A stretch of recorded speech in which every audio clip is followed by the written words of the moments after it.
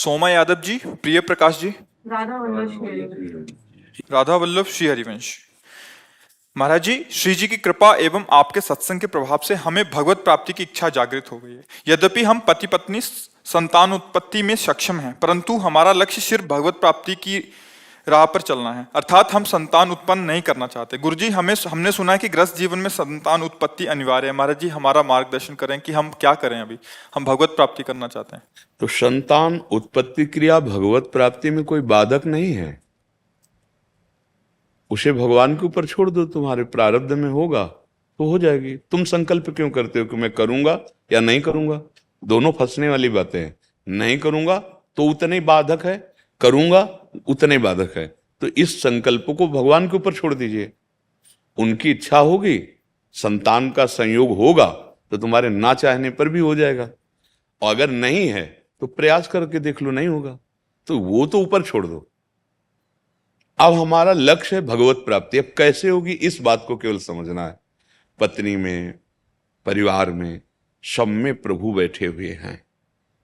वो केवल आपकी भावना के कारण पत्नी बने हुए हैं, पुत्र बनते हैं, पिता माता सब दिखाई दे रहे हैं, वस्तुतः भगवान ही हैं। हर घट में केवल भगवान बैठे हुए हैं। ये सच्ची बात तुमसे कह रहा हूं, उनके सिवा कोई नहीं। इस नाटक को जो जान जाए वो जीवन मुक्त हो जाए। भगवान स्वयं अपने श्रीमुख से कह रहे हैं, मत्तः परतरम नान्यत किंचिदस्ति धनंजय, मेरे सिवा कोई भी नहीं है। पत्नी के हृदय से वो अभी अंतर्ध्यान हो जाए, आप 5 मिनट उसको गले नहीं लगाना चाहेंगे, क्योंकि भगवान चले गए। अब उस शरीर को आप भस्म कर देंगे या गाड़ देंगे, फेंक देंगे।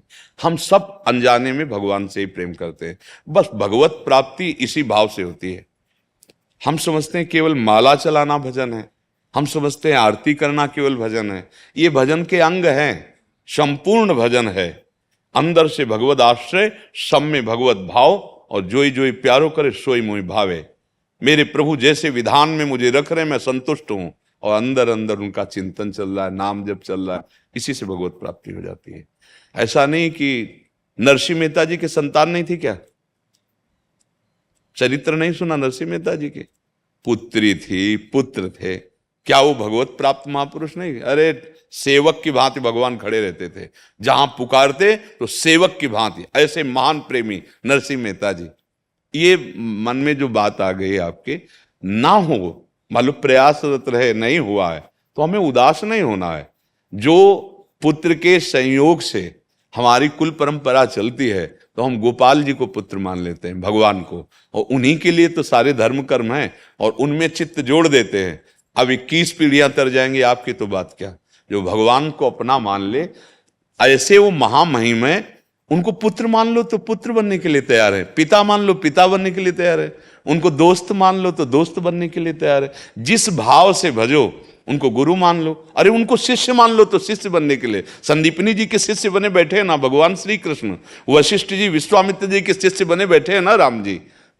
बस हमें भगवान से जुड़ जाना, हमारी चित्त वृत्ति उनसे अपनापन कर ले, बस इसी से भगवत प्राप्ति होती है। जितने भी ग्रंथ हैं, जितने भी मार्ग हैं, सबका एक ही उद्देश्य है, संसार का विस्मरण करके भगवान के स्मरण में तन्मय हो जाना। संसार में राग द्वेष, स्त्री पुरुष, जड़ चैतन्य, ये नानात्व का जो स्मरण हो रहा है, इसको भूल जाना और एकमात्र प्रभु के चिंतन में डूब जाना, जिसे तन्मयाहा संस्कृत में कहते हैं देवर्षि नारद जी, वो भक्त तन्मयाहा, अर्थात सारी क्रियाएं करते हुए अंदर से वो प्रभु में तन्मय रहता है। ऐसा जीवन मुक्त है, मरने के बाद मुक्त होने की बात नहीं, वो जीते जी माया मुक्त महापुरुष है, और माया मुक्त पुरुष ही भगवान का दर्शन कर पाता है। अभी हमारे माया के नेत्र हैं, हमें स्त्री दिखाई देता, पुरुष दिखाई देता, अच्छा दिखाई देता, बुरा दिखाई देता है, और जिस दिन हमारे नेत्र पवित्र हो गए तो केवल भगवान ही भगवान। जैसे गोपीजन देख रहे हैं ना, जित देखूं तित श्याममयी है। उद्धव जी से कहती, मैं जिधर देखती हूं उधर मुझे श्याम सुंदर दिखाई देता है। तुम किस श्याम सुंदर की बात करने आए हो? श्याम सुंदर यहां, बाहर, भीतर, दोनों जगह। कान भये प्राण में, प्राण भये कान में, ही में न जान पड़े कान है कि प्राण है। अब हृदय कृष्णमय हो गया, कृष्ण हृदय बन गए, पता नहीं चलता कि हृदय कृष्ण बना या कृष्ण हृदय बन गए। आंख खोलती हूं तो बाहर श्याम ही श्याम, आंख मूंदती हूं तो श्याम ही श्याम। ये है भगवत प्राप्ति। और गोपीजन, क्या पति नहीं है, क्या पुत्र नहीं है, ये भ्रम ना डालो, ये अपना संकल्प नहीं।